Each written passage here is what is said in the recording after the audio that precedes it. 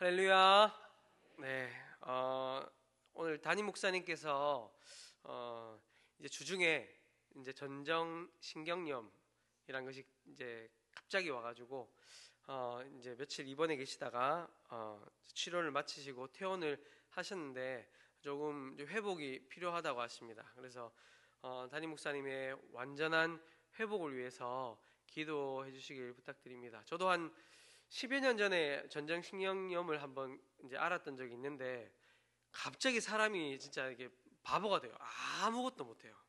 이제 완전 그냥 누워서 그냥 가만히 있을 수밖에 없는 그런 상태였는데 담임 목사님 완벽하게 회복되셔서 또 목양에 힘을 내실 수 있도록 기도해 주시길 부탁드립니다. 우리 오늘 이제 어버이 주일이잖아요. 그래서 여기 계신 분들 제가 이렇게 뵈니까 이제 얼마 전에 어버이가 되신 분들도 있습니다. 저처럼. 근데 수십 년을 이제 어머니로 또 아버지로 살아가시다 보니까 이제 우리의 아버지, 우리의 어머니, 물론 아직 살아계시는 분들도 있지만 같이 안 계신 분들도 있잖아요. 천국에 가시는 분들도 계시잖아요. 그 어머니 아버지의 그 삶의 결정체, 살아오신 그 희생의 그 결정체들이 누굽니까? 바로 저와 여러분 아닙니까? 우리 이 시간에 말씀 나누기 전에 먼저 이렇게 자신을 이렇게 한번 안아주십시오. 안아주시면서 뭐라고 이야기하냐면 감사합니다 어머니, 감사합니다 아버지, 한번 그렇게 이야기해 주십시오. 왜냐하면 어머니 아버지께서 그렇게 잘 키워주시고 양육해 주신 덕분에 우리 역시도 어머니 아버지의 역할을 잘 감당할 수 있는 거 아니겠습니까? 네, 그렇게 감사한 마음으로 우리 시간 말씀을 나눴으면 좋겠습니다. 말씀 제목은 사랑이 사무치다라는 제목입니다. 제가 지지난주에 새벽 예배 말씀을 나눌 때 한번 이 이야기를 했었어요. 드라마 폭삭 속았수다라는 드라마 이야기를 했었는데 이 폭삭 속았수다의 한 장면이 참 제 마음에 깊이 참 감동을 줬습니다. 그 드라마를 못 보신 분들이 있으실까봐 제가 특별히 영상을 준비를 했습니다. 네, 잠깐 영상을 한번 보시고 말씀. 네, 마지막에 대사가 이제 약하게 이제 끝났네요. 네, 이제 여기 드라마 마지막에 나왔던 대사, 부모는 미안했던 것만 사무치고 자식은 서운했던 것만 사무친다라고 이렇게 이 대사가 참 마음에 와닿았던 것 같아요. 왜 그럴까요? 왜 부모는 자식에게 해주고 계속 해주고 없는 것까지도 다 퍼주면서도 미안함이 사무치고, 자식은 부모한테 다 받아가면서 정말 모든 것들 다 받아가면서도 왜 서운한 것만 사무칠까요? 그것은 부모 마음에 자식을 향한 긍휼함이 있기 때문 아닐까요? 자식은 부모를 향한 긍휼한 마음 뭐 특별히 없잖아요. 그냥 자신들이 살기 위해 바쁘지. 근데 부모는 자식이 부족한 것, 자식이 안타까워하는 것, 자식이 아파하고 슬퍼하고 눈물 흘리는 것, 그걸 보면 애가 끓어요. 그렇죠? 애가 끓으니까 그걸 보면 막 마음에 사무치는 거죠. 해줘놓고는 뭔가 줬는데도 줘놓고 더 못 줘서 미안한 마음. 오늘은 우리가 말씀을 통해서 우리의 부모이신 하나님 아버지의 그 사랑을 우리가 잠깐 묵상하기 소망합니다.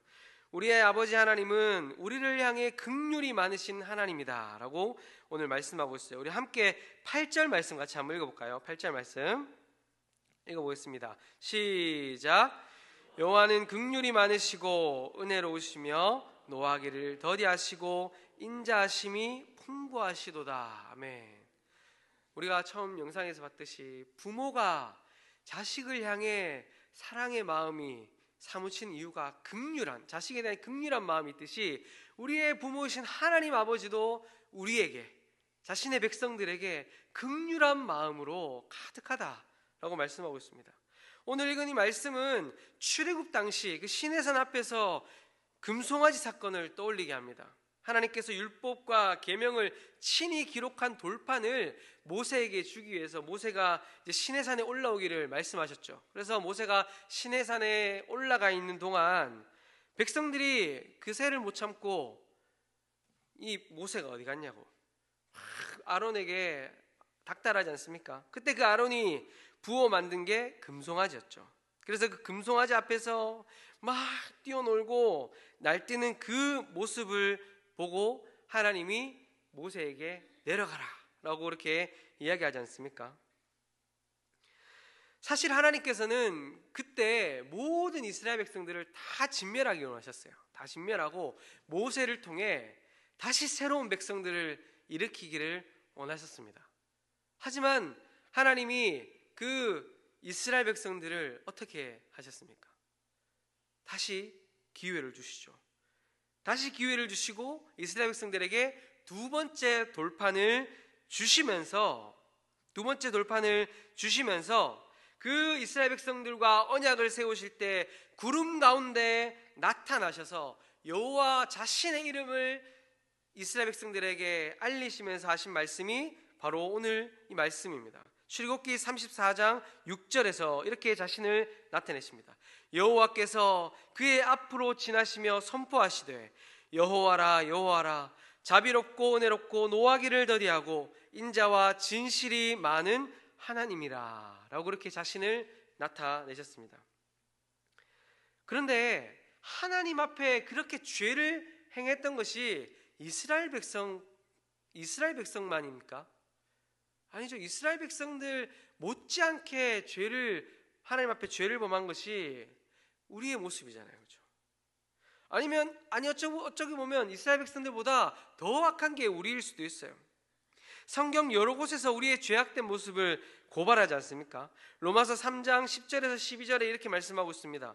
기록된 바 의인은 없나니 하나도 없으며 깨닫는 자도 없고 하나님을 찾는 자도 없고 다 치우쳐 함께 무익하게 되고 선을 행하는 자는 없나니 하나도 없다라고 그렇게 말씀하고 있습니다. 이사야서 64장 6절에서 이렇게 또 말씀하고 있습니다.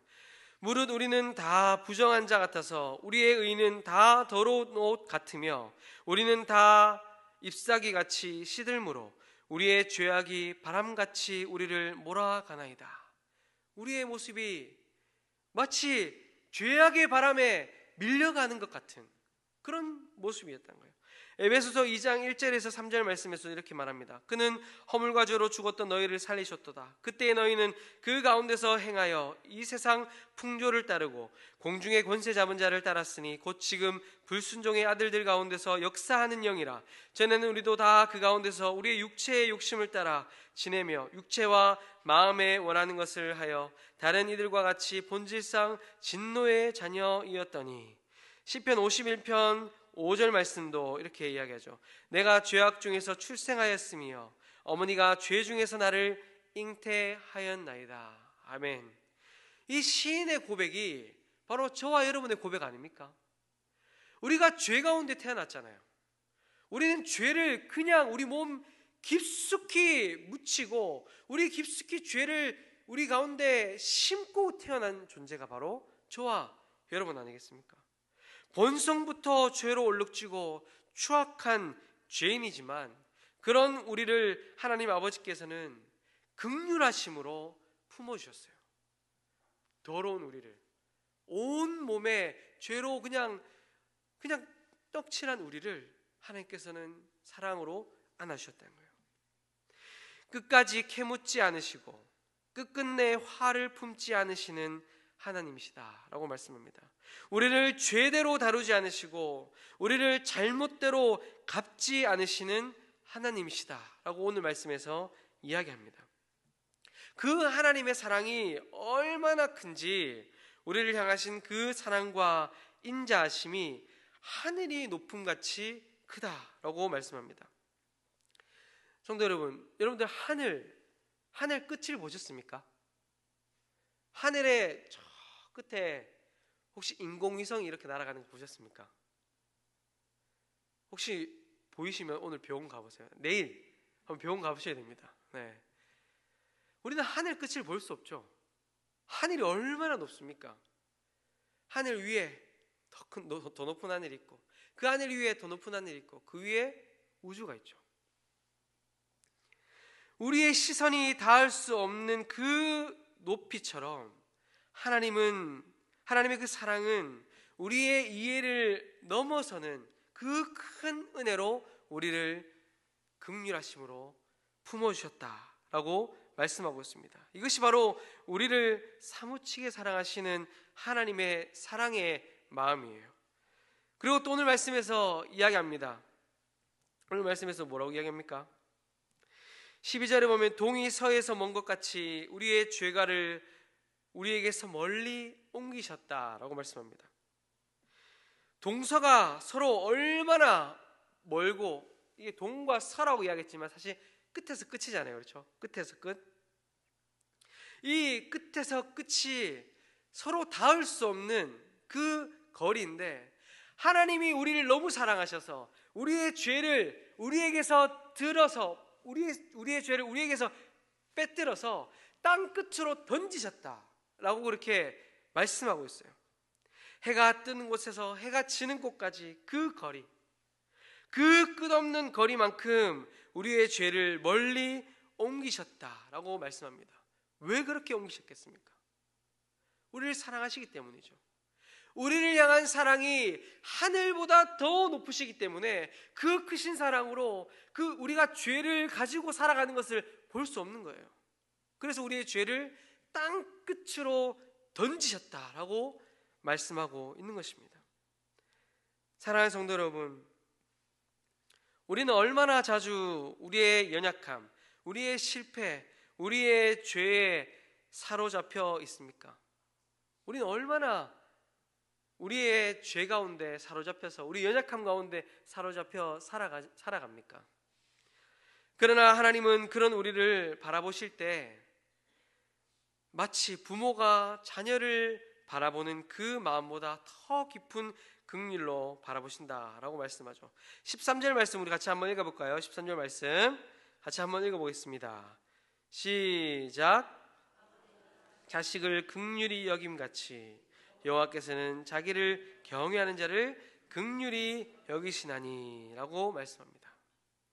이것은 단순한 동정이 아니라 깊은 사랑에서 우러나오는 긍휼이에요.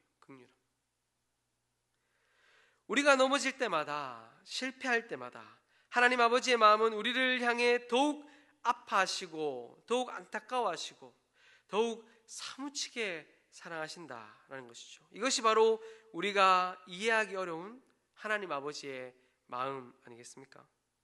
이 세상의 부모도 자녀를 사랑할 때 그 자녀를 사랑하는 마음이 정말 그 마음에 북받치고 정말 애같은데, 하물며 하늘의 아버지께서 얼마나 더 깊고 넓은 사랑으로 우리를 품으실까요? 우리는 비록 티끌에 불과하지만 하나님은 우리를 아시고 기억하시고 긍휼히 여기시는 줄 믿습니다. 오늘 말씀에서, 마지막 말씀에서 이렇게 이야기하죠. 이는 그가 우리의 체질을 아시며 우리가 단지 먼지뿐임을 기억하심이로다. 하나님이 우리를 사랑해 주시는 이유는 우리가 먼지 같고 티끌 같은 연약한 존재이기 때문이에요. 우리가 먼지 같고 티끌 같은 연약한 존재이기 때문에 하나님이 우리를 무시하거나 우리를 그냥 내버려 두시는 것이 아니라, 연약하고 너무나 깨지기 쉬운 존재이기 때문에 그런 우리를 더 긍휼하심으로, 더 사무치는 마음으로 사랑해 주신다라는 겁니다. 이 얼마나 놀라운 사랑입니까? 우리가 사랑받을 만한 자격이 있어서가 아니라 하나님이 사랑 그 자체이시기 때문에 우리를 사랑해 주시는 것이죠. 우리가 뭔가를 잘해서가 아니라 우리가 그분의 자녀이기 때문에 그냥 사랑해 주시는 겁니다. 그렇다면 우리는 이 사랑에 어떻게 반응해야 될까요? 하나님 아버지의 사랑에 어떻게 반응해야 될까요?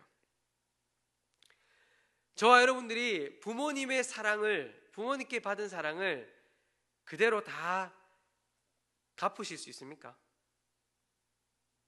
못 갚죠. 우리는 부모의 사랑을 다 갚지 못합니다. 다 갚기도 전에 이미 이제 부모님들은 세상을 떠나시고 안 계시겠죠. 그렇다면 우리는 하나님께 받은 사랑을 어떤 것으로 우리가 표현할 수 있을까요?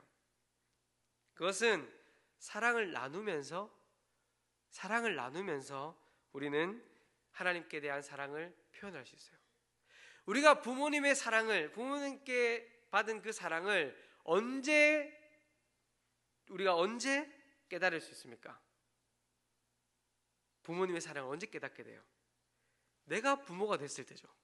내가 부모가 됐을 때 자녀를 양육할 때, 그때 엄마가 그때 나에게 주신 사랑이 이런 사랑이구나, 아버지가 이때 나에게 주신 사랑이 이런 사랑이구나 라는 것을 조금이나마 알게 되죠. 그때예요. 우리가 하나님께 받은 사랑, 그 사랑을 우리가 깨달을 수 있는 것은 가만히 있어서는 알 수 없어요. 우리가 받은 그 사랑을 나눌 때, 내 주변의 사람들에게, 내 형제 자매들에게, 내 이웃에게, 믿지 않는 자들에게 나눌 때, 그때 우리는 하나님 아버지의 사랑을 조금이나마 깨달을 수 있는 겁니다. 그러나 우리가 나누는 것은 우리 마음대로 될 수 없죠. 우리가 마음대로 하나님께 받은 사랑을 우리 마음대로 나눌 수 없습니다. 그렇기 때문에 우리는 어떻게 해야 될까요? 우리는 기도해야 됩니다. 하나님 앞에 하나님의 그 받은 사랑, 내가 그 사랑을 나눌 수 있도록, 내가 그 사랑을 나누면서 하나님의 사랑을 깨달을 수 있도록 은혜를 달라고 우리는 그렇게 기도하고 하나님 앞에 구해야 돼요. 그렇게 구할 때 하나님께서 우리에게 은혜를 주시고 또 우리가 그 사랑을 나누면서 하나님의 사랑을 우리가 깨닫게 될 줄 믿습니다. 사랑하는 성도 여러분, 여러분들은 지금 어떤 상황에 처해 있습니까? 또 어떤 어려움을 겪고 있습니까? 어떤 상황과 어떤 어려움을 겪고 있든지, 어떤 죄와 싸우고 있든지, 하나님께서는 저와 여러분을 가슴에 사무치게 사랑하고 계심을 기억할 수 있길 소망합니다. 그 사랑은 결코 변할 수 없는 사랑이고, 그 사랑은 결코 포기하지 않는 사랑입니다. 이제 우리도 하나님을 향한 사랑으로 우리가 정말 사무치게 사랑해야 되겠죠. 그저 의무감이나 종교적인 행위가 아니라 진실하고 뜨거운 마음으로 하나님을 사랑할 수 있길 소망합니다. 그리고 그 사랑이 우리 공동체 안에서, 또 우리 가정에서, 우리 일터에서 흘러넘칠 수 있길 소망합니다. 우리가 하나님의 사랑을 깊이 깨달을 때 우리의 삶은 변화될 줄 믿습니다. 우리의 관계가 변화되고, 우리의 가치관이 변화되고, 우리의 삶의 목적이 변화될 줄 믿습니다. 우리가 이 시간 말씀을 마무리하면서 오늘 우리가 읽은 그 말씀 다른 번역으로 우리가 함께 읽고 말씀을 마무리했으면 좋겠어요. 이 다른 번역이 굉장히 더 시적으로 저에게 와닿습니다. 그래서 저와 여러분들이 함께 이 시편 말씀, 다른 번역 말씀을 함께 큰 소리로 읽고 우리가 말씀을 마무리했으면 좋겠습니다. 네, 함께 읽겠습니다. 시작.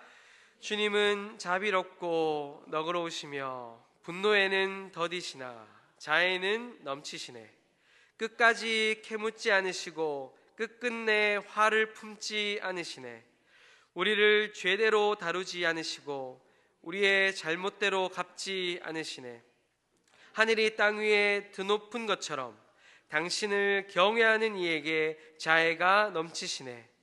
해 뜨는 데서 해 지는 데가 먼 것처럼 우리의 허물들을 멀리 치우시네. 아버지가 자식을 가여워하듯 주님은 당신을 경외하는 이 가여워하시네. 우리의 됨됨이를 익히 아시고 우리가 한낱 티끌임을 기억하시네. 아멘. 우리 시간 말씀을 기억하시면서 우리 아버지의 사랑, 우리 아버지 하나님의 사랑을 함께 찬양했으면 좋겠습니다.